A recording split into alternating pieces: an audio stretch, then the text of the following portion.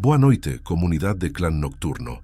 Me tomó mucho tiempo armarme de valor para contar esto aquí, pero la verdad, me siento aliviado de poder compartir esta historia en un lugar donde no me tomen por loco.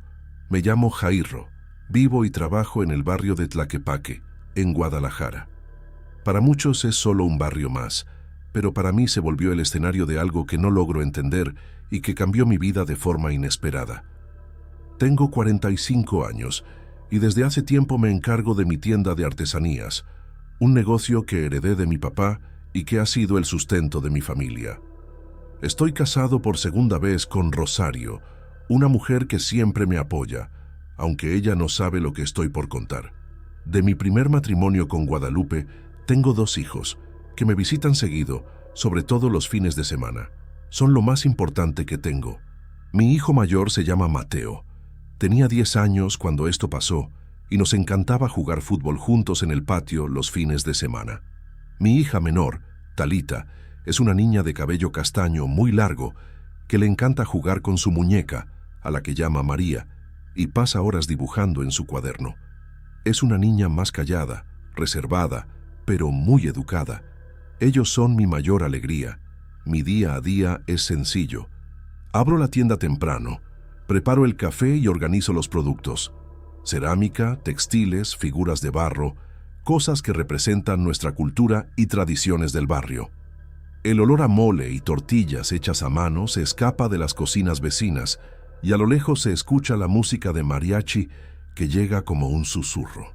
Las calles angostas y empedradas de Tlaquepaque, con sus fachadas de colores vivos, me acompañan cada día, junto con el bullicio de los vendedores y las risas de los niños jugando en la calle. Pero hace unos meses, algo empezó a cambiar. No fue algo brusco ni ruidoso, sino como una sombra que se fue colando poco a poco a la orilla de mi vista. Una figura apareció en las calles que camino todos los días, especialmente cuando salgo de la tienda. Al principio pensé que era un vecino o un turista perdido, pero la forma en que se movía y sobre todo lo que le faltaba me hicieron sentir un frío difícil de explicar. Era un hombre, o algo parecido, vestido de negro, como si siempre usara saco y pantalones oscuros. Alto, muy alto, y lo más inquietante, no tenía rostro, no había ojos, nariz ni boca, solo una superficie lisa y vacía donde debería estar su cara. No pude saber si era una máscara o algo peor. Aparecía siempre en la esquina, en las calles angostas cerca de la plaza, justo cuando yo salía para ir a comer, regresar a casa o comprar algo. Siempre a una distancia prudente, como si evitara acercarse, pero también como si me estuviera observando. Al principio intenté no darle importancia. Pensé que era cansancio o estrés, que la rutina y los años me jugaban trucos en la mente. Trataba de convencerme de que solo era una sombra, un juego de luces o alguien con la cara cubierta. Pero esa sensación no se iba. Me dejó inquieto, con el estómago apretado y una presión en el pecho que no desaparecía. La gente en el barrio sigue con su vida, platicando del clima, los partidos de fútbol, las fiestas patronales. Rosario no ha notado nada raro, aunque a veces me pregunta si estoy preocupado o cansado. Mis hijos vienen, ríen, cuentan sus cosas, pero nunca les hablé de ese hombre sin rostro. No pude. Tenía miedo que pensaran que estaba loco o que los asustara. Así que guardé el secreto, como una carga silenciosa que pesa en mi día a día. El miedo que siento no es de película ni de cuento de terror, es algo más sutil, una ansiedad que se instala sin permiso y hace que camine más rápido, que mire por encima del hombro, que el corazón se me acelere sin razón. A veces me quedo viendo la calle desde la puerta, esperando verlo, y cuando no aparece siento un alivio raro, porque sé que va a regresar. Una tarde, después de cerrar temprano, sentí que alguien me seguía. El sol se escondía tras las montañas y las sombras se alargaban en las calles. Caminé rápido, tratando de no pensar en nada, pero al doblar la esquina, ahí estaba, inmóvil, sin rostro, con ropa negra, parado como si esperara. No dije nada ni hice nada, solo seguí con el corazón en la garganta. Esa noche la casa estaba más silenciosa que nunca. Rosario preparaba la cena con sus tamales y café recién hecho. Intenté actuar normal, pero algo en mí había cambiado. No dormí bien. Esos recuerdos me visitaron en sueños confusos y dejaron una sensación de peligro latente, como si algo estuviera por pasar. Los días siguieron y el hombre sin rostro apareció más veces, a veces en distintas calles, siempre siguiendo mis pasos, aunque nunca se acercaba demasiado. Empecé a evitar salir a ciertas horas, a cambiar rutas, a esperar la noche para cerrar y quedarme en casa. Pero no podía escapar. Parecía conocer cada rincón de Tlaquepaque, como si fuera parte del barrio. Entonces decidí contarle a Aldo, mi amigo de toda la vida, que tiene la cantina en la plaza. No fue fácil. Le expliqué que había visto una figura extraña que me seguía, y aunque al principio dudó, después me confesó que él también la había visto una vez, pero no le dio importancia, pensando que era cansancio o imaginación. Eso me alivió un poco saber que no estaba solo, pero el miedo no desapareció. La presencia seguía ahí, acechando mis pasos y desafiando mi tranquilidad. Y yo sigo buscando una explicación, un sentido para todo esto.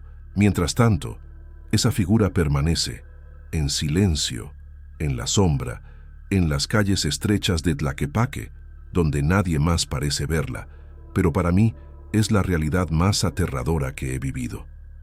Los días se fueron volviendo más pesados desde aquella primera aparición clara del hombre sin rostro. Lo peor no era solo verlo, sino saber que él estaba ahí, siempre presente en las calles angostas de Tlaquepaque, siguiéndome de lejos, como una sombra que nunca desaparece. Cada vez que salía de la tienda, ya fuera para regresar a casa, para almorzar o simplemente para hacer alguna compra, sentía esa presencia que me ponía los nervios de punta. Intenté cambiar mi rutina para evitarlo. Caminaba por calles distintas, tomaba atajos que antes no usaba, incluso traté de salir a horas menos concurridas, pero nada funcionaba. Siempre, en algún momento, la figura aparecía en algún punto de la calle. Nunca se acercaba, pero tampoco se iba. Era como si supiera a dónde iba y me estuviera esperando, o quizás vigilando. No había manera de perderlo de vista, y eso comenzó a consumir mi tranquilidad. Por las noches, me costaba trabajo conciliar el sueño. La cabeza no me dejaba en paz, repitiendo una y otra vez las imágenes de ese hombre sin rostro. A veces sentía que su presencia estaba dentro de la casa, aunque al abrir la puerta no había nadie. Rosario notaba que algo andaba mal conmigo, que mis ojos estaban cansados y que a veces me quedaba perdido en mis pensamientos. Le dije que estaba cansado por el trabajo, que no pasaba nada, pero la verdad era que el miedo se estaba apoderando de mí. Los hijos de mi primer matrimonio venían seguido. Guadalupe siempre se preocupaba por mí y preguntaba cómo estaba, pero yo seguía sin contarles nada de lo que estaba pasando. No quería preocuparlos ni que pensaran que me había vuelto loco. Ellos me traían alegría y normalidad en medio de todo ese caos interno, pero no podía dejar que supieran del hombre sin rostro. En una de esas tardes, la carga se volvió demasiado pesada y decidí confiar en Aldo, mi amigo desde la infancia. Le conté todo lo que había visto, cómo esa figura me seguía día tras día, cómo me robaba la paz y me hacía vivir con miedo constante. Aldo me escuchó con atención, y aunque al principio parecía incrédulo, terminó confesándome que él también había visto al hombre sin rostro una vez, tiempo atrás, mientras cerraba la cantina. Dijo que en aquel momento pensó que era producto del cansancio, o quizá una ilusión, pero que ahora entendía lo que yo sentía. Eso me dio un poco de consuelo, saber que no estaba solo, y que alguien más había vivido algo parecido, hacía que la experiencia se sintiera menos aterradora, aunque el miedo seguía ahí, persistente y silencioso. La diferencia era que ahora tenía a alguien con quien compartirlo, aunque en voz baja, con respeto y sin buscar explicaciones. Mis nervios se volvían cada vez más frágiles. Había momentos en los que me sentía agotado, como si estuviera cargando una mochila llena de piedras que no podía soltar. Tenía ganas de gritar o correr sin rumbo, pero la costumbre y el orgullo me frenaban. No quería parecer débil ni extraño ante la gente del barrio. Entonces me encerraba en mí mismo, evitando las miradas y las preguntas. La paranoia se instaló en mi rutina. Cada vez que salía, sentía que todos los movimientos a mi alrededor eran parte de un plan para atraparme, que las sombras mismas de Tlaquepaque ocultaban algo más. La figura sin rostro parecía crecer en mi mente, aunque nunca cambiaba ni mostraba emociones. Era una presencia que absorbía toda la luz y la esperanza. Un día, al salir de la tienda para comprar unos ingredientes para la comida, sentí su presencia más cerca que nunca. Mi corazón comenzó a latir con fuerza, la piel se me erizó y la respiración se aceleró.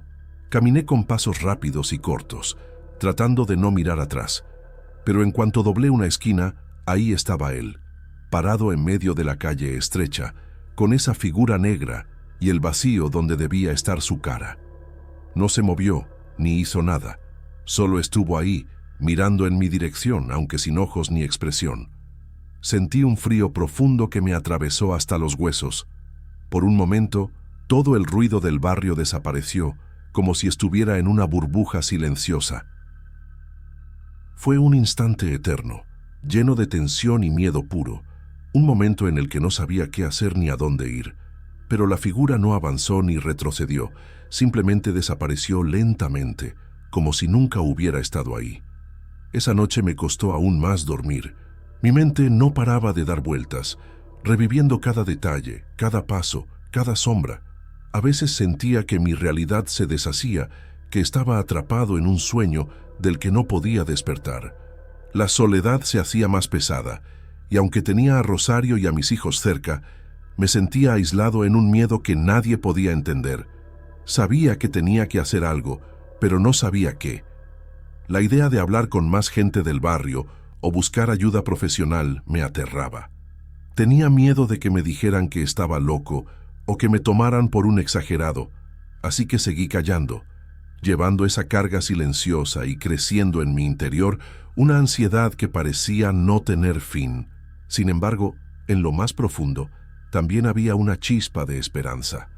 Esperanza de encontrar una explicación, una razón para todo esto, de que tal vez, algún día, el hombre sin rostro desapareciera y mi vida volviera a ser como antes, con la tranquilidad de las calles conocidas, los olores familiares y las risas de mis hijos.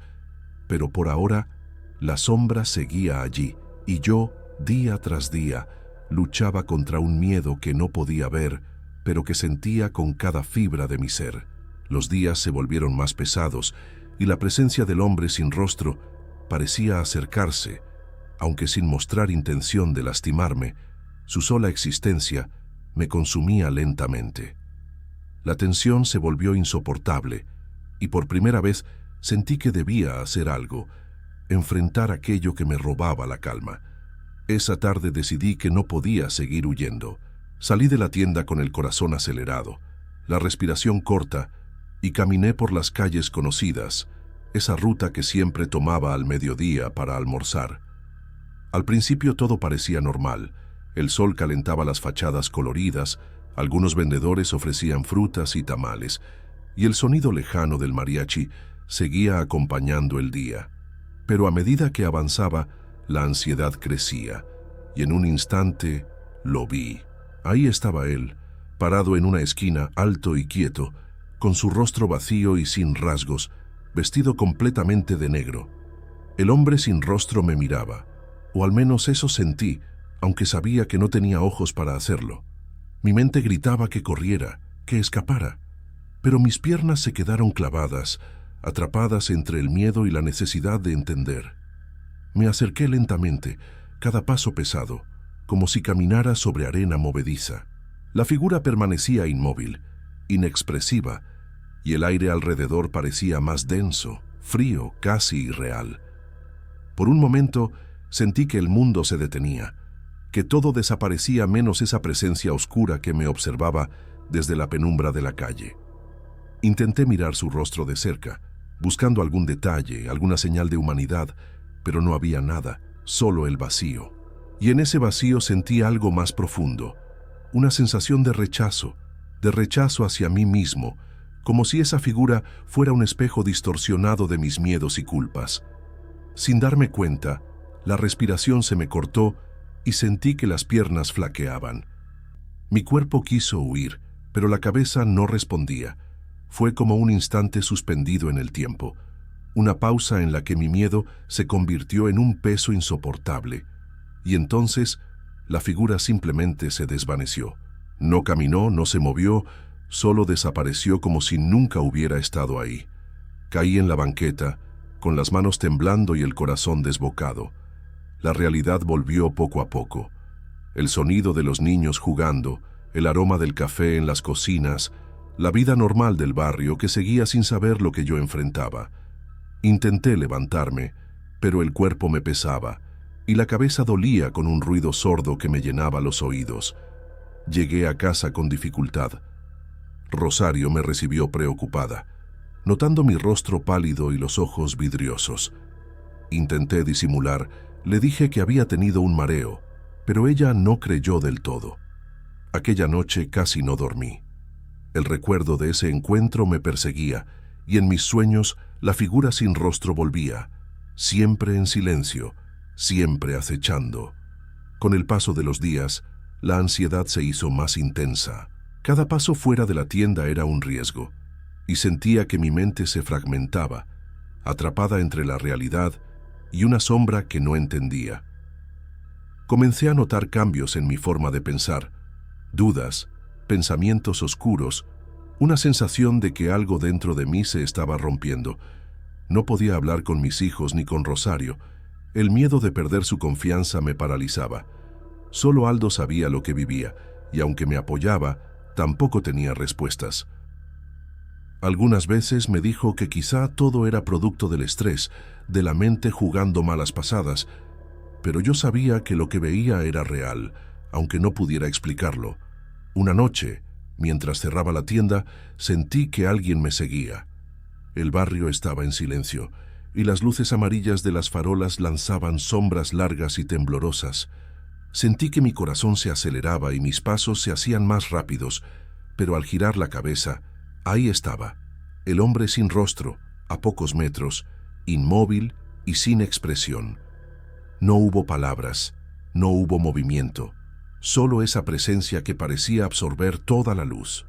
Por un instante, todo fue oscuridad en mi mente, y sentí un vacío profundo, como si ese ser quisiera llevarse algo de mí, algo que ni yo mismo comprendía. Cerré los ojos, respiré hondo, y al abrirlos la figura ya no estaba. Desde entonces, vivo en un estado constante de alerta. Mi miedo se ha convertido en un peso que llevo conmigo, pero también en una fuerza que me impulsa a no rendirme. Sigo con mi rutina, con la tienda, con mi familia, pero sé que el hombre sin rostro sigue ahí, en las calles estrechas de Tlaquepaque, esperando o simplemente existiendo, un misterio que no sé si podré resolver. Los días siguieron pasando, y aunque intentaba retomar una vida normal, la sombra del hombre sin rostro no desaparecía. A veces lo veía en la distancia, parado en una esquina, o simplemente sentía su presencia detrás de mí, aunque no alcanzaba a verlo. Esa incertidumbre era quizá lo peor, no saber cuándo aparecería, ni qué quería realmente. Traté de continuar con la tienda y mi familia. Rosario seguía haciendo sus tamales, y los niños, Mateo y Talita, me llenaban de alegría con sus juegos y sus risas. Mateo seguía insistiendo en que jugáramos fútbol en el patio, mientras Talita pasaba horas dibujando, siempre en silencio, pero con esa sonrisa tímida que iluminaba la casa. Eran mi refugio, mi ancla en medio de la tormenta interna que vivía. Aldo, mi amigo de siempre, desapareció por un tiempo, ocupado con la cantina, pero cuando regresó me dijo que ya no había visto nada parecido al hombre sin rostro, y que quizá todo había sido una coincidencia o producto de nuestras mentes cansadas. Eso me hizo dudar aún más, preguntándome si acaso todo había sido un sueño o una pesadilla colectiva. Sin embargo, el miedo seguía ahí, latente y silencioso. A veces me encontraba mirando la calle desde la puerta de la tienda, con el corazón en la garganta, esperando ver esa figura que había marcado mi vida. Pero la realidad era que no sabía si lo había visto o si mi mente me había jugado una mala pasada. Una noche, después de cerrar la tienda, caminaba solo por las calles empedradas de Tlaquepaque. La luna estaba oculta detrás de las nubes y la quietud de la noche parecía absorber todos los sonidos. Sentí, una vez más, esa presencia a mi lado, pero al voltear no vi nada, solo la oscuridad y el silencio, tan densos que parecía poder tocarlos. Regresé a casa con el cuerpo cansado y la mente enredada en preguntas sin respuesta. ¿Quién era ese hombre sin rostro? ¿Qué quería de mí?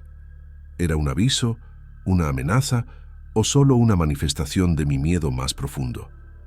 Nunca encontré respuestas claras. Con el tiempo, aprendí a convivir con esa incertidumbre, a aceptar que algunas cosas en la vida no tienen explicación ni final claro.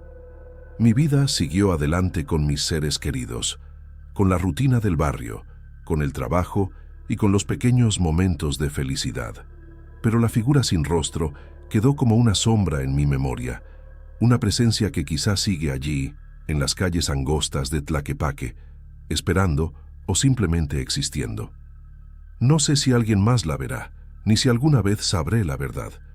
Pero esta es mi historia, mi verdad, y aunque no tenga un final claro, siento que al compartirla he liberado una parte de mí, porque a veces el miedo más grande no es lo que vemos, sino lo que no podemos entender ni controlar.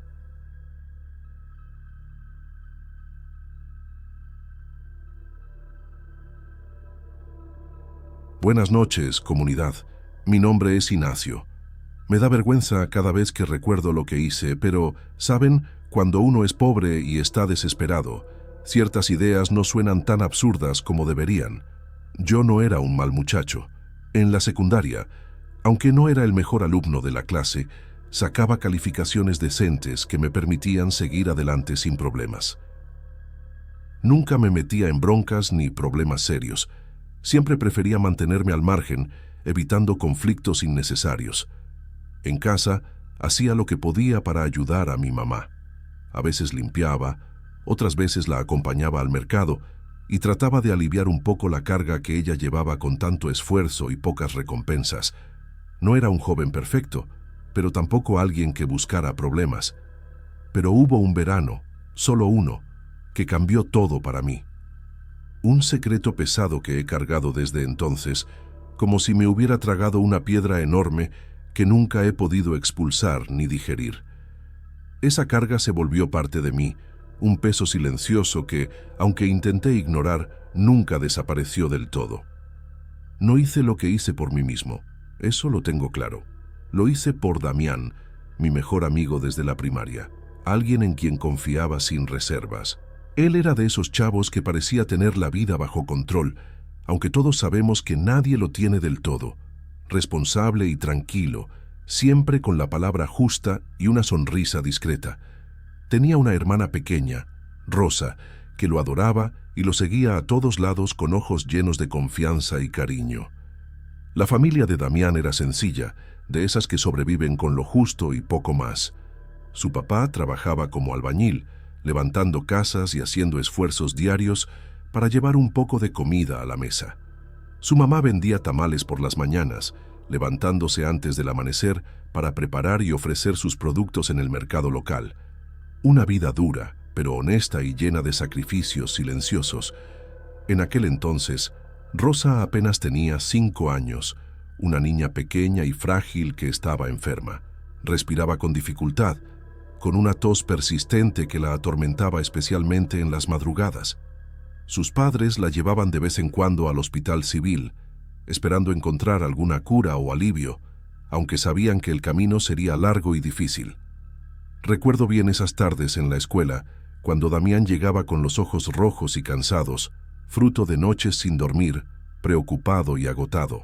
Un día, me confesó en voz baja, casi como si temiera que alguien más escuchara, que el tratamiento que le habían recetado a Rosa era muy caro y que sus papás ya no sabían qué más empeñar para poder pagar.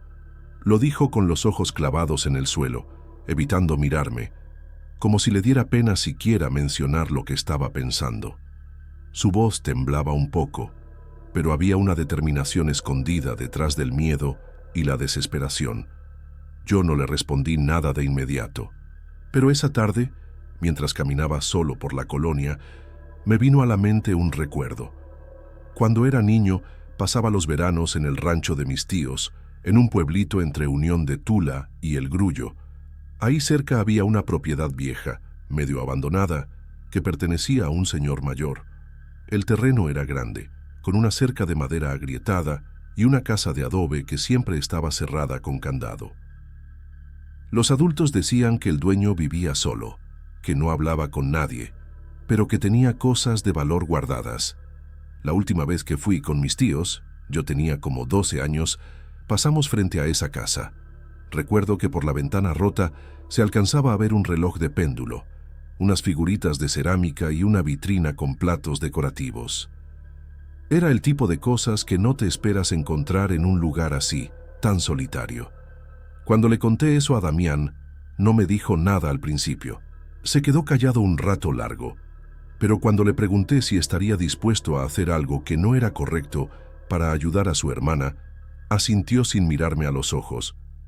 Pasamos esa noche sin dormir, dándole vueltas al asunto.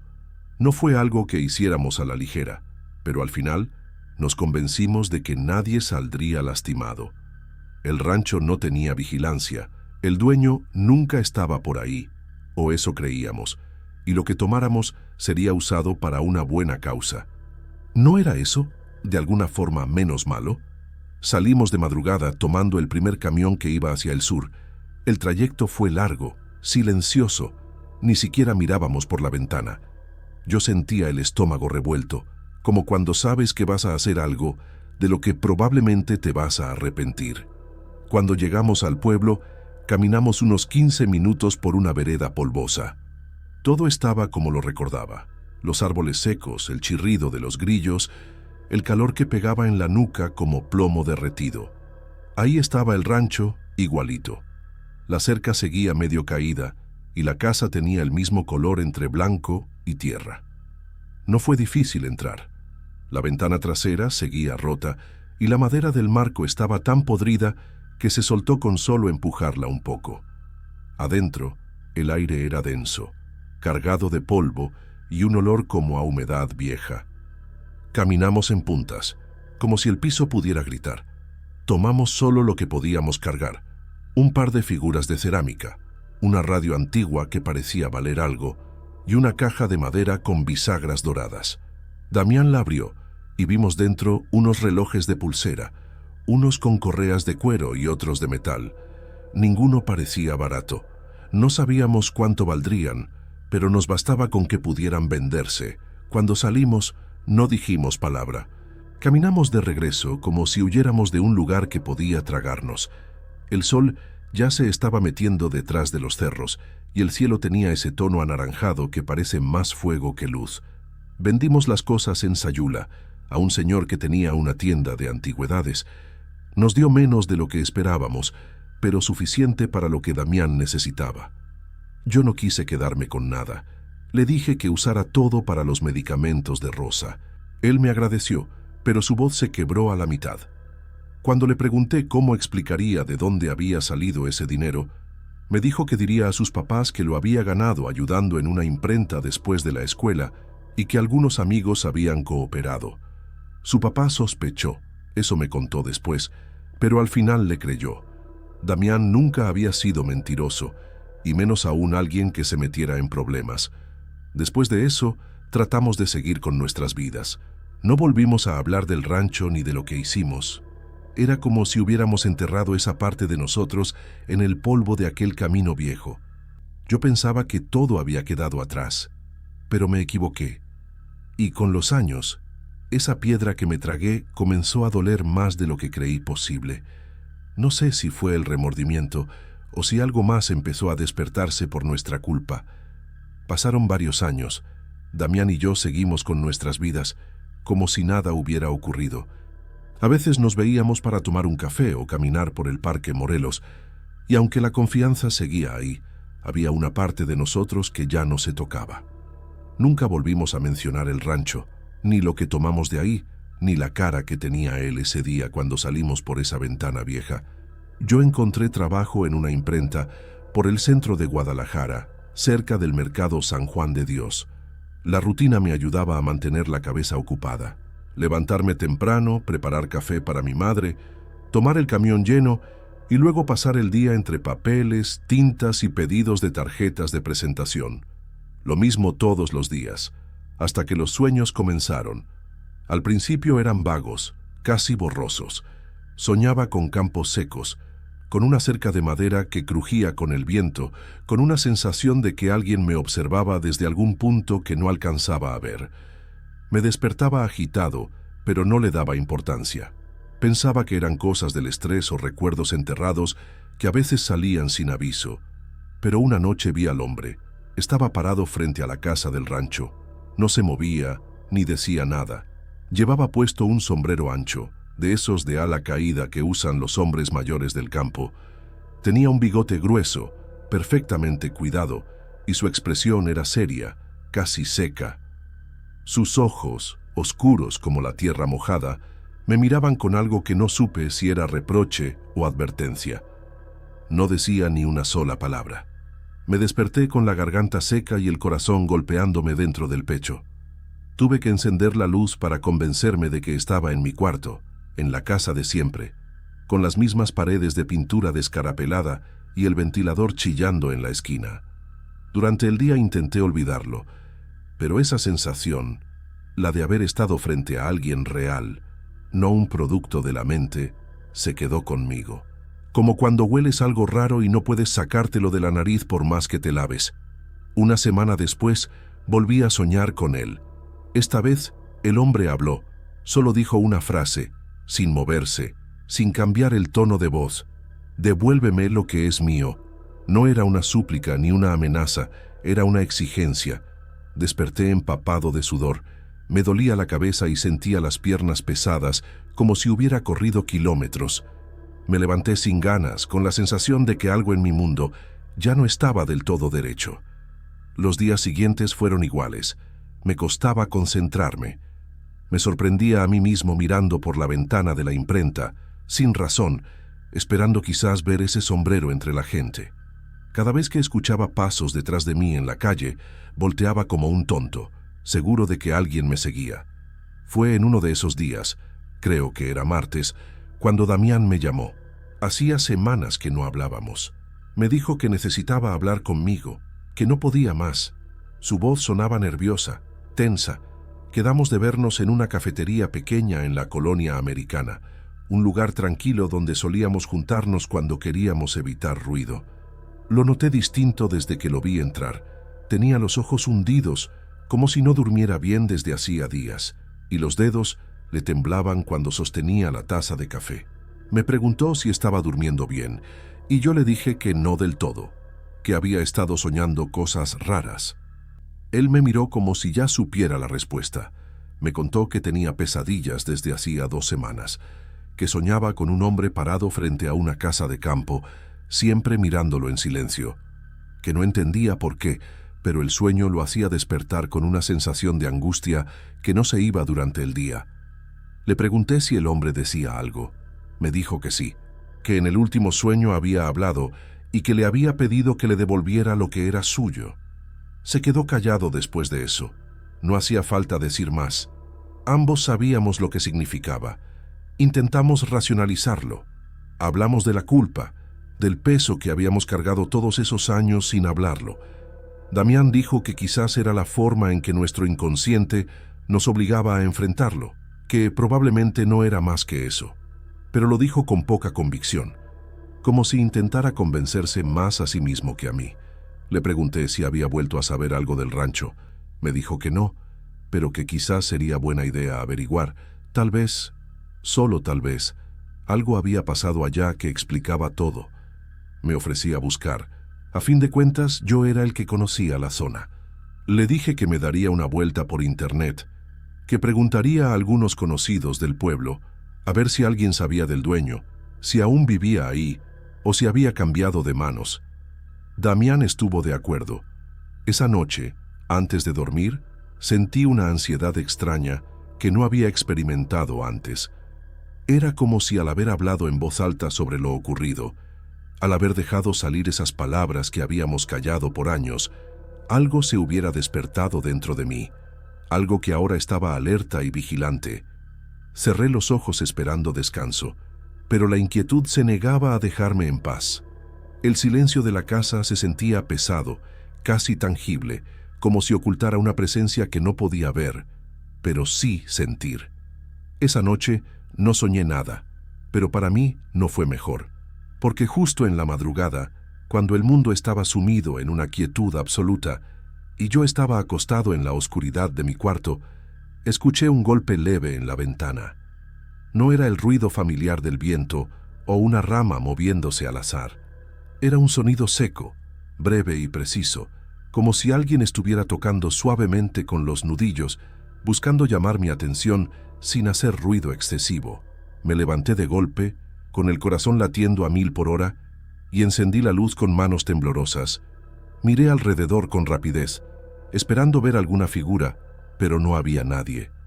Solo la habitación vacía, las paredes que parecían observarme en silencio, y el ventilador que seguía girando lentamente en la esquina. Pero algo dentro de mí, esa sensación que no se puede explicar, me dijo con certeza que él había estado ahí, justo frente a mí, tocando la ventana. Los días que siguieron fueron una mezcla constante de miedo, culpa y confusión. Trataba de mantenerme firme, de seguir con mi rutina diaria, pero algo dentro de mí ya no era el mismo. La sombra del hombre del sombrero se colaba en cada instante de tranquilidad, interrumpiendo mis pensamientos, apareciendo en mis momentos más inesperados. No había forma de evitarlo. No importaba cuánto intentara ignorarlo o distraerme. Era como si esa presencia se hubiera instalado para quedarse, recordándome sin descanso lo que habíamos hecho y lo que quizá nunca podríamos reparar. Le conté a Damián sobre los golpes en la ventana y me dijo que él también sentía cosas extrañas en su casa.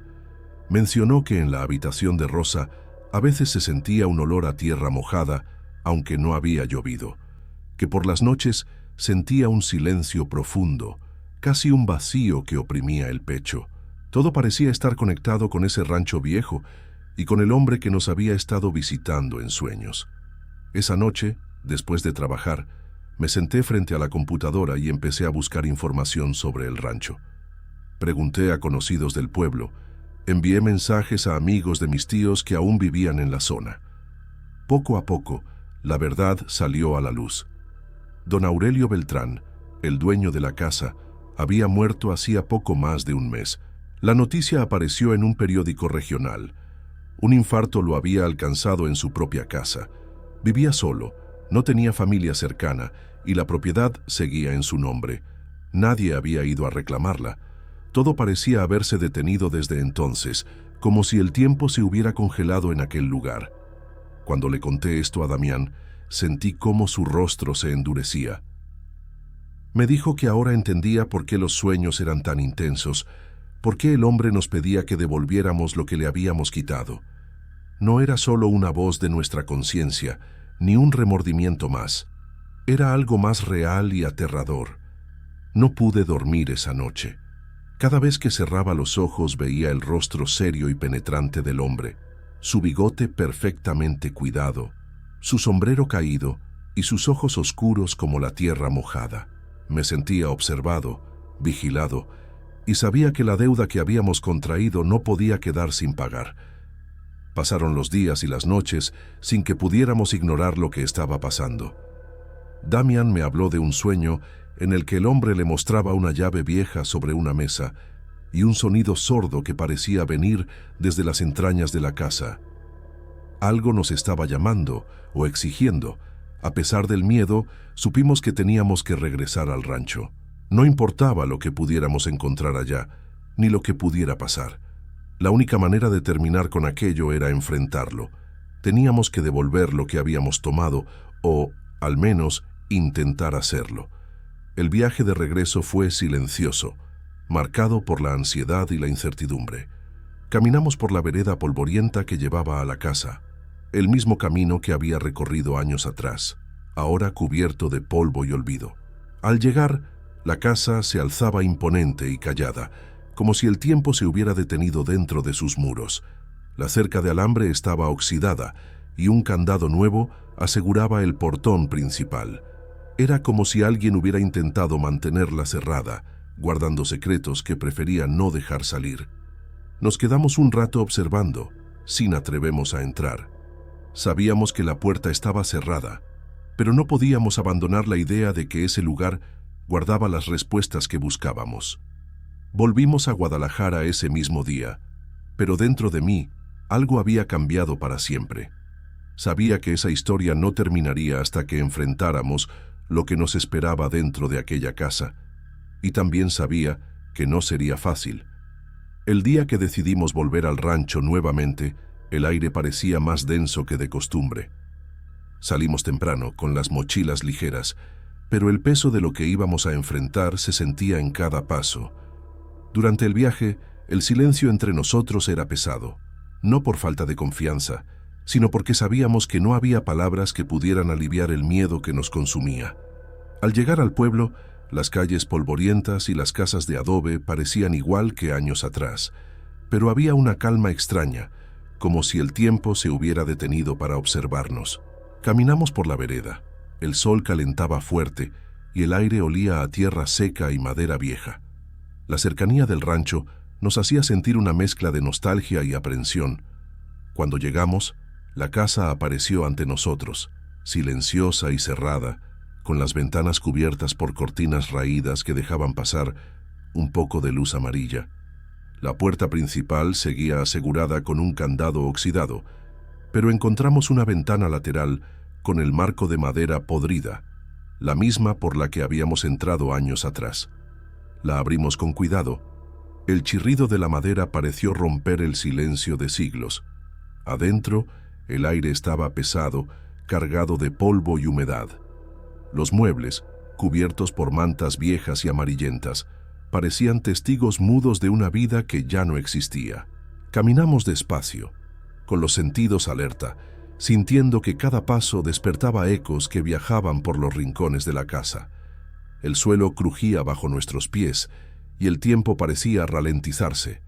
En una esquina vimos la vieja vitrina donde antes se exhibían los platos decorativos. Todavía estaba ahí, cubierta de polvo, con algunos platos astillados. Sentí una punzada en el pecho, como si aquel lugar absorbiera toda la culpa y el miedo que habíamos acumulado. De repente, escuchamos un ruido sordo, como un golpe suave que venía del piso de arriba. Nos miramos sin palabras y subimos la escalera con cuidado. El polvo levantado por nuestros pasos flotaba en la luz que entraba por la ventana rota. Al llegar al segundo piso, el corredor se presentaba oscuro y frío, como si la ausencia de luz hubiese absorbido también el calor y la vida del lugar. El silencio que nos envolvía era casi tangible, profundo y opresivo, como si las paredes mismas contuvieran el aliento contenido de siglos de secretos. Cada paso que dábamos parecía romper un equilibrio frágil y el eco de nuestros movimientos retumbaba débilmente, amplificando la sensación de soledad absoluta. Caminamos con cuidado hasta llegar a una puerta entreabierta que, por la distribución y el tamaño, parecía ser el cuarto principal. Al asomarnos, lo primero que llamó nuestra atención fue una mesa vieja, cubierta de polvo y arañazos, que sostenía una caja de madera idéntica a la que habíamos llevado años atrás. La caja estaba cerrada, pero la posición y el leve brillo de su superficie indicaban que alguien la había colocado ahí no hace mucho tiempo, como un mensaje silencioso esperando ser descubierto. Un escalofrío recorrió toda mi espalda, desde la nuca hasta la cintura. El aire estaba impregnado de un olor húmedo y terroso, un aroma a tierra mojada que Damián también había percibido en la casa de su hermana, ese olor cargado de nostalgia y misterio que parecía conectar el presente con memorias olvidadas. La caja parecía más que un objeto, era un símbolo, una prueba de que el espíritu del dueño aún estaba presente, vigilando cada movimiento, esperando, como si quisiera que supiéramos que nunca se había ido realmente. No nos atrevimos a abrirla. El silencio se volvió más denso y nuestra inquietud creció, reemplazando cualquier curiosidad que pudiéramos tener. En lugar de eso, dejamos sobre la mesa una figura de cerámica que habíamos guardado desde aquella noche lejana, como una ofrenda discreta, una forma de pedir permiso o quizás de calmar a esa presencia que nos observaba. Nos quedamos en silencio. El tiempo pareció detenerse mientras sentíamos que el peso de años de culpa y miedo comenzaba a ceder, aunque sin desaparecer del todo. Antes de irnos, justo cuando ya nos preparábamos para bajar las escaleras, escuchamos de nuevo ese golpe suave y seco, esta vez proveniente de la ventana del fondo de la habitación. Miramos hacia afuera con el corazón acelerado, pero no había nadie. La casa, en su silencio eterno, parecía respirar con nosotros, viva y eterna, como un testigo silencioso de todo lo que había pasado y de lo que aún estaba por venir. Salimos del rancho con la sensación de que algo había cambiado, pero también con la certeza de que la historia no terminaba ahí. Los sueños continuaron, y el hombre del sombrero seguía apareciendo, pero ahora con una expresión menos severa, casi como si esperara nuestra próxima visita. Desde entonces, no volvimos a hablar mucho del rancho, pero el recuerdo y el miedo quedaron grabados en nuestra piel. A veces, en las noches silenciosas, aún puedo sentir su mirada, y sé que hay cosas que no se pueden devolver del todo. Después de nuestra última visita al rancho, algo en mí cambió de una forma que ya no podía revertirse. No era solo el miedo o la culpa lo que me acosaba día y noche. Era una presencia constante que se infiltraba sin permiso en cada instante, en cada rincón pequeño y grande de mi vida cotidiana. No importaba si estaba en la imprenta, caminando por las calles de Guadalajara o en mi casa. Esa sensación de ser observado y juzgado nunca desaparecía. Los sueños continuaban apareciendo, pero habían dejado de ser simples pesadillas que podía ignorar al despertar. Ahora, esas visiones tenían un carácter diferente, más concreto, como si el hombre del sombrero intentara comunicarse conmigo a través de símbolos y silencios, sin usar palabras claras, usando más la sombra, el aire frío y la penumbra para contar una historia que yo no lograba comprender del todo. Era una especie de diálogo muda entre él y yo, un mensaje oculto que me dejaba inquieto y sin respuestas. En las noches, la presión sobre mi pecho se volvía insoportable, como si una mano invisible apretara lentamente, dejando sin aire cada vez que intentaba respirar con normalidad. Hubo momentos en que despertaba de repente, con el corazón a mil y una sensación punzante de que alguien me estaba mirando desde el umbral de mi habitación. Encendía la luz rápidamente, pero no encontraba a nadie. La oscuridad parecía haber cobrado vida propia, tan palpable que podía casi sentir su aliento frío rozando mi piel, haciendo que el frío se metiera hasta los huesos. Damian tampoco estaba bien. Me contó que la salud de Rosa había mejorado ligeramente, pero que él estaba siendo consumido por la ansiedad y el miedo. Me dijo que a veces sentía como si la casa misma le susurrara secretos oscuros, que veía sombras que se movían con intención en las paredes y que el silencio profundo de la noche era mucho más que la ausencia de ruido. Era un vacío opresivo que lo dejaba sin fuerzas y con la sensación de estar atrapado en un lugar donde el tiempo se detenía. Intentamos, de alguna manera, seguir con nuestras vidas, pero la historia del rancho nos perseguía como una sombra que no podía ser ignorada. Un día, mientras caminaba por una callejuela cerca de mi casa, vi a un hombre mayor que me recordó al hombre de mis sueños. No podía ser, claro, pero la mirada, la postura y el sombrero que llevaba tenían ese aire solemne y serio que me heló la sangre. Al principio pensé que solo era producto de mi imaginación, pero luego Damian me contó que él también había visto figuras extrañas en la periferia de su visión, sombras que desaparecían cuando intentaba mirarlas directamente. La culpa seguía siendo una piedra en nuestro pecho, pero ahora había algo más, el temor a que lo que habíamos hecho no solo afectara a un hombre que ya no estaba, sino que hubiera despertado algo que no entendíamos ni controlábamos. Una noche, tuve un sueño diferente a todos los anteriores. Esta vez, el hombre de sombrero no estaba de pie ni hablándome con voz grave. Estaba sentado en una silla vieja, de madera gastada, que parecía tan antigua como la casa misma del rancho.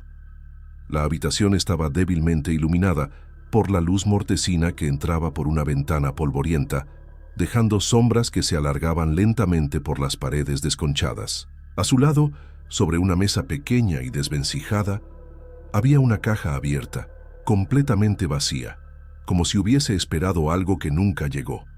El hombre me miró fijamente. Sus ojos, oscuros y profundos, parecían contener siglos de silencios y secretos. No había reproche ni ira en su mirada, sino una tristeza profunda, como si cargara con un dolor que iba más allá de lo terrenal. Por un momento, sentí que me estaba mostrando algo que yo nunca había entendido, una verdad que no podía ser dicha con palabras.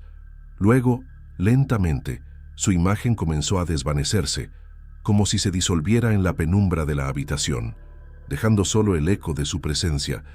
No escuché ni una sola palabra durante todo el sueño. No hubo gritos ni advertencias, solo una atmósfera pesada de melancolía y calma a la vez, una mezcla extraña de tristeza y paz que nunca antes había experimentado. Era como si, en ese instante, todas las culpas y temores se hubieran suspendido, aunque sin resolverse del todo. Desperté con lágrimas rodando por mis mejillas y un nudo en la garganta. Esa sensación de alivio extraño me invadió, como si por fin algo dentro de mí se hubiera liberado, aunque sabía que no era suficiente para borrar lo que habíamos hecho. La deuda seguía ahí, invisible y pesada, como una sombra que se niega a desaparecer. Desde entonces, evitamos hablar del rancho y de todo lo que pasó. Pero el peso no desapareció con el silencio. A veces, cuando estoy solo en casa y todo está en calma, siento que hay algo más en la oscuridad, una presencia que me observa desde el rincón más profundo de la habitación. No es un miedo frenético, sino una conciencia constante, un recordatorio silencioso de que la historia del rancho sigue viva, aunque nadie más pueda verla o entenderla. No sé si fue la culpa la que creó esos sueños, o si realmente despertamos un espíritu que no quiere descansar. Lo único que sé es que algunas cosas no pueden ser olvidadas ni devueltas, y que hay secretos que permanecen ocultos, esperando el momento para reclamar lo que les pertenece.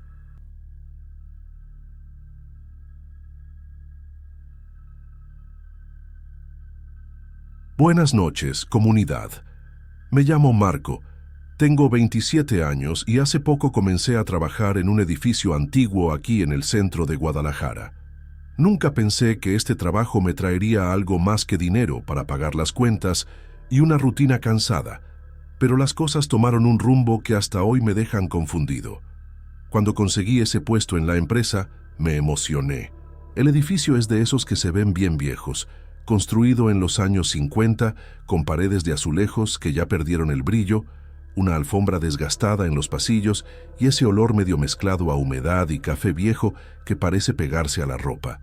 En el primer día, algunos compañeros más grandes comentaron de pasada sobre una tal presencia que apareció algunas veces en el elevador. Lo decían como si fuera una broma interna, algo que nadie tomaba muy en serio. Pero me llamó la atención que todos parecían incómodos cuando surgía el tema. El elevador en sí es otra historia. Es de esos antiguos, con puertas de metal que abren y cierran rechinando, medio lento. Cada vez que entro, siento un escalofrío que no sé cómo explicar bien. No es miedo, sino una incomodidad rara, como si el lugar guardara algo. La rutina en el trabajo era normal al principio.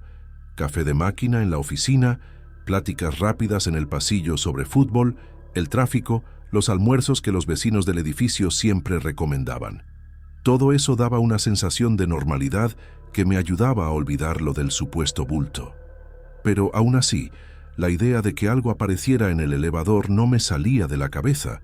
No entendía por qué, pero me encontraba mirando la puerta del elevador esperando ver alguna sombra, algo que confirmara lo que decían. Los otros empleados decían que el bulto aparecía cuando el elevador llegaba al último piso, una figura sin forma definida que desaparecía justo cuando la puerta se abría. Al principio, parecía solo una historia para asustar a los nuevos del edificio. Pero las conversaciones que escuché, las expresiones en la cara de la gente más vieja, todo parecía indicar que sí habían visto algo, aunque nadie quería hablar mucho. Era una de esas cosas que la gente trata como broma, pero en el fondo todos tienen un poco de miedo. Intentaba convencerme de que era solo imaginación, cosa de mi cabeza cansada. Al fin y al cabo, ¿quién creería en un bulto en un edificio viejo en medio de la ciudad? Pero al mismo tiempo, cuando entraba al elevador y escuchaba ese extraño rechinar de las puertas, sentía una sensación rara en el pecho, una ansiedad que no me dejaba tranquilo. Era como si algo estuviera siempre ahí, escondido en las sombras, observándome. La rutina siguió así, medio normal, medio rara. Yo trabajaba, cumplía mis horarios, y cada vez que pasaba por el elevador, mis ojos terminaban siendo atraídos por la puerta metálica, como si esperaran ver algo. Aún así, intentaba no darle mucha importancia, hasta que un día decidí que necesitaba entender qué estaba pasando realmente en ese edificio. En los días que siguieron a mi decisión de entender qué estaba pasando realmente en ese edificio, comencé a prestar más atención a cada detalle que antes no notaba. El elevador, ese mismo que siempre intentaba ignorar, se volvió el centro de mi curiosidad y de mi miedo creciente. Incluso llegué a fijarme en los pequeños sonidos, el chirrido de la puerta metálica, el extraño silencio que se instalaba unos segundos antes de que se cerrara, y esa sombra que parecía aparecer siempre justo cuando el elevador llegaba al último piso. Fue una tarde común, después del almuerzo, cuando finalmente sucedió. Estaba solo en el pasillo, regresando a la oficina tras un café, cuando vi al bulto entrar al elevador. Era una presencia indefinida, casi como una mancha negra que se movía lentamente. Mi corazón se aceleró y un frío raro me recorrió el cuerpo, pero al mismo tiempo, una fuerza inexplicable me impulsó a seguir esa sombra. Era como si algo dentro de mí me dijera que necesitaba saber más. Sin pensarlo mucho, entré al elevador antes de que la puerta se cerrara. Las luces internas parpadeaban y el ambiente parecía más frío de lo normal. Subimos los pisos en silencio. El sonido amortiguado del motor del elevador aumentaba mi ansiedad. Cuando el elevador se detuvo en el último piso, la puerta comenzó a abrirse lentamente, revelando un pasillo oscuro y vacío. En el momento en que el bulto se giró hacia mí, mi cuerpo se congeló. La figura que hasta entonces parecía una sombra tomó forma, y lo que vi no era humano. Un rostro deformado, casi grotesco, que parecía una máscara con ojos hundidos y una sonrisa extraña, torcida. Era como si algo dentro de mí gritara para huir, pero no pude mover un músculo. Solo cerré los ojos, con un grito atrapado en la garganta. Cuando los abrí ya no había nada. El pasillo estaba vacío, silencioso, y la puerta del elevador se cerró lentamente detrás de mí. Mi cuerpo temblaba, y una sensación de vacío y miedo profundo me invadió. Salí del elevador casi tambaleándome, sintiendo que algo dentro de mí había cambiado para siempre. Después de ese día, empecé a notar cambios que no podía explicar.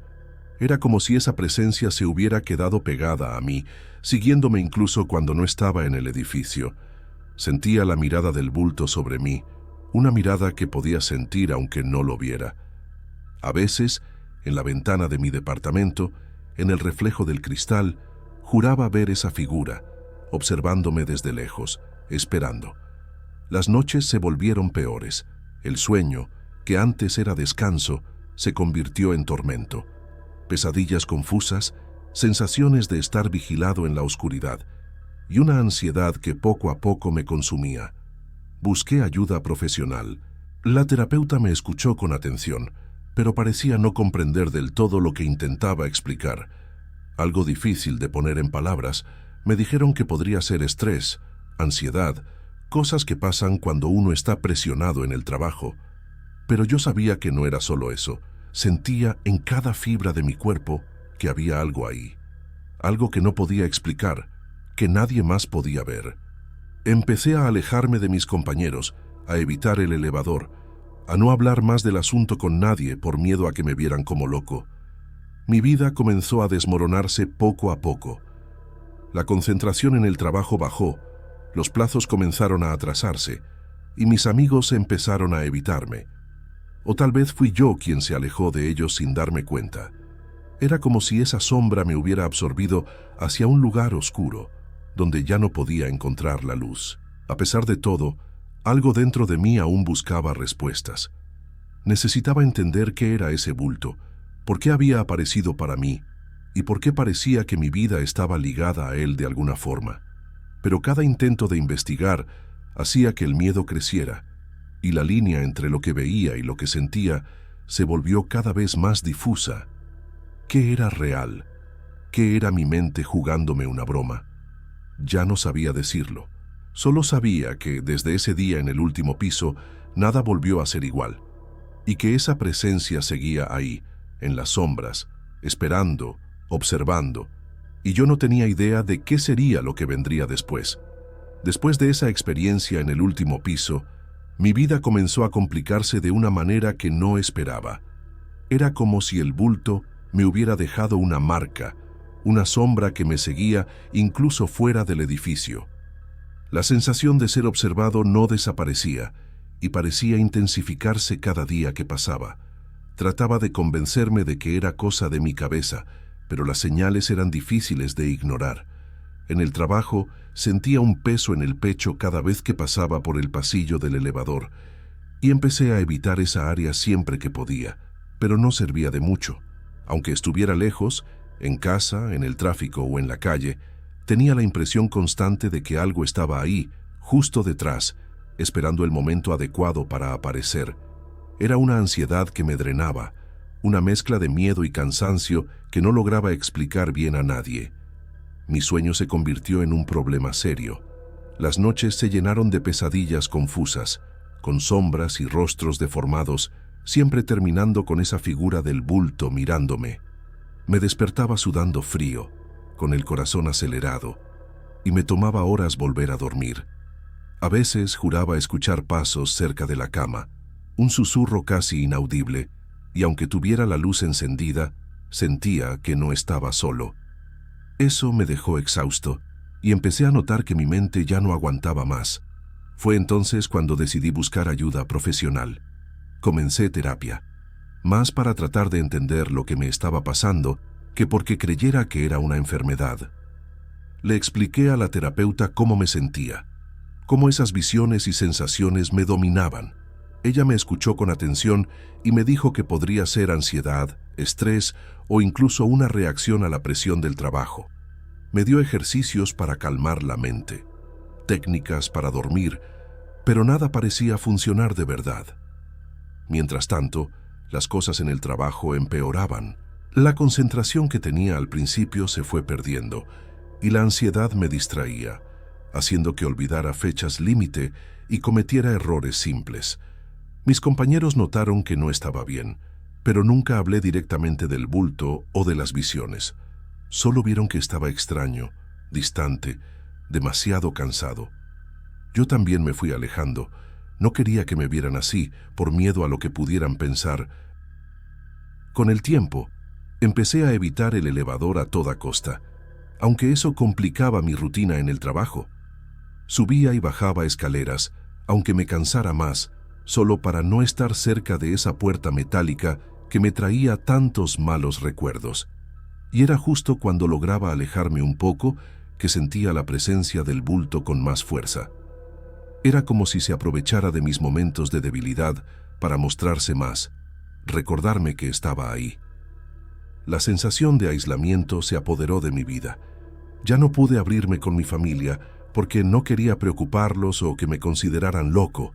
Los amigos comenzaron a alejarse y yo los dejé ir sin dar explicaciones, simplemente alejándome. Era un ciclo difícil. Cuanto más trataba de olvidar, más la presencia me perseguía, y cuanto más me aislaba, más pesado se volvía el peso en el pecho. Ese bulto que apareció en el último piso dejó marcas que no sé explicar. Cambió la forma en que veía el mundo y cómo me veía a mí mismo. Me sentía atrapado entre la duda y el miedo, sin saber si era real o solo producto de mi mente cansada. Pero lo que sentía era tan intenso que no podía ignorarlo. No sé si algún día podré contar esta historia sin sentir ese frío en el cuerpo, sin revivir esa angustia que no me deja en paz. Solo sé que desde ese día mi vida no es la misma y que el bulto sigue ahí en algún lugar, observándome, incluso cuando cierro los ojos. Con el paso de las semanas, la sensación de estar atrapado en un ciclo de miedo y ansiedad comenzó a afectar todo a mi alrededor. En el trabajo, la gente ya notaba mi distancia, pero no podía abrirme sobre lo que estaba viviendo. Siempre evitaba tocar el tema del bulto, porque sabía que me verían como un loco o alguien que busca atención. Incluso con mi familia, mis intentos de hablar sobre lo que sentía fueron recibidos con preocupación y consejos para no pensar tanto o tomar un descanso. Terminaba guardándolo todo para mí, cargando ese peso cada vez más solo. Los días en el edificio antiguo seguían siendo normales para quienes no estaban atentos, pero para mí todo parecía cargado de una energía pesada, casi palpable. Pasar cerca del elevador era enfrentar ese frío en el pecho, una presión que me apretaba el estómago. Trataba de evitar estar solo en los pasillos, pero a veces no tenía opción. En esos momentos sentía un escalofrío que comenzaba en la nuca y bajaba por la columna, como si algo estuviera ahí, invisible, al acecho. Comencé a buscar información sobre el edificio, cualquier cosa que pudiera explicar lo que sentía.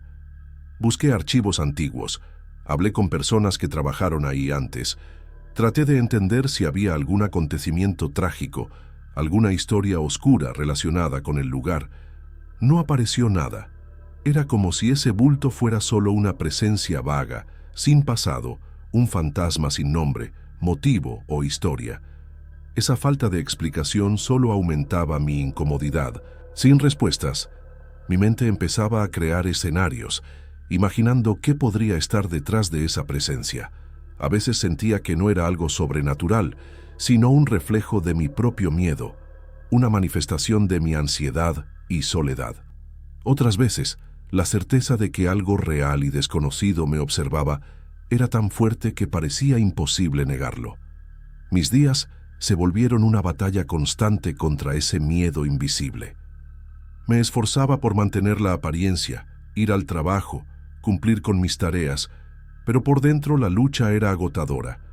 La ansiedad me dejaba sin aire en momentos inesperados, una presión en el pecho que me hacía querer huir.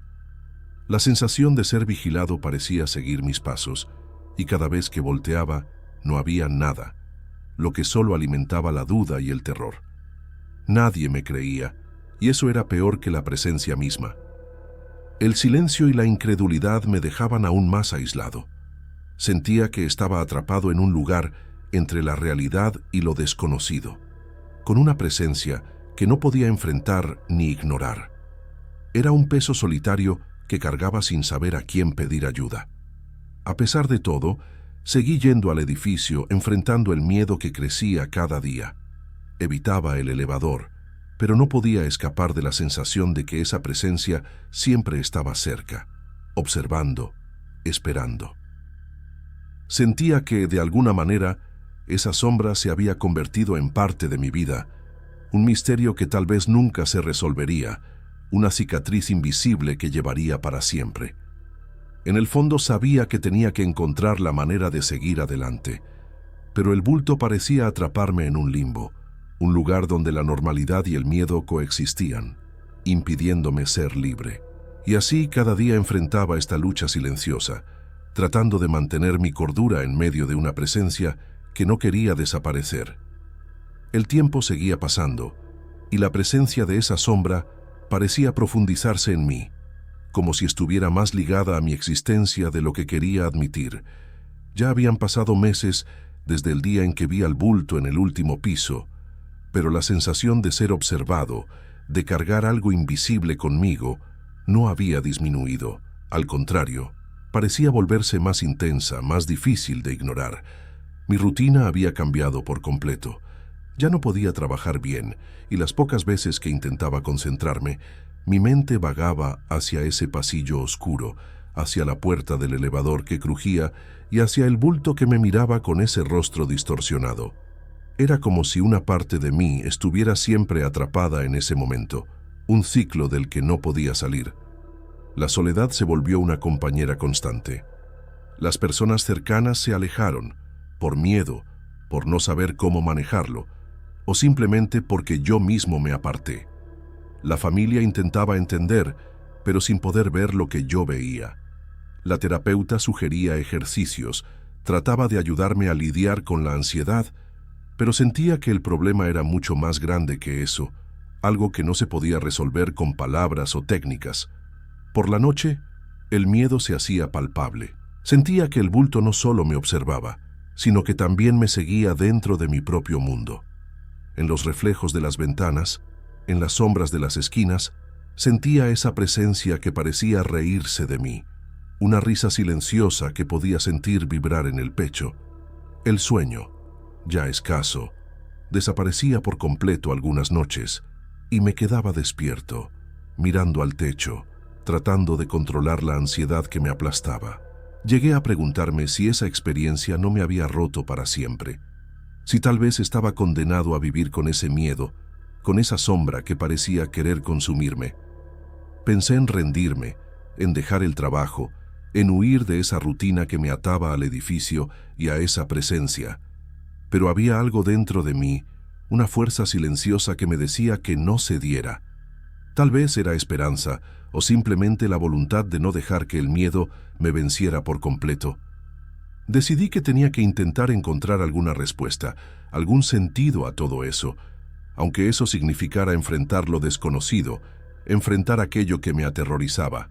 Un día, sin embargo, mi jefe me llamó a su oficina y me dijo sin rodeos que no podía continuar así, que ya no producía nada, que mi trabajo era casi nulo.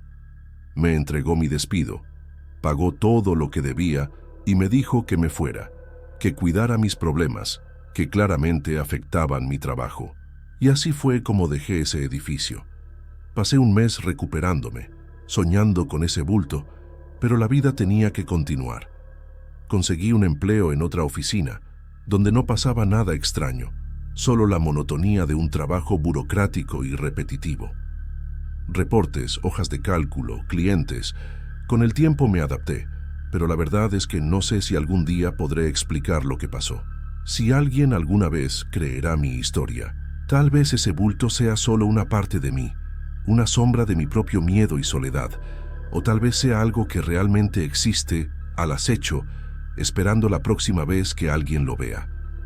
Lo que sé es que, hasta hoy, siento que esa sombra sigue ahí. No importa dónde esté ni lo que haga, el bulto sigue observándome. Y tal vez, al final de cuentas, ese sea el mayor terror. Vivir sabiendo que hay algo que no puedes controlar, que no puedes entender y que tal vez nunca desaparecerá. Y así sigo, tratando de encontrar mi paz en medio de este misterio sin fin, con la única certeza de que, por ahora, el bulto sigue conmigo, en las sombras, en el silencio, esperando.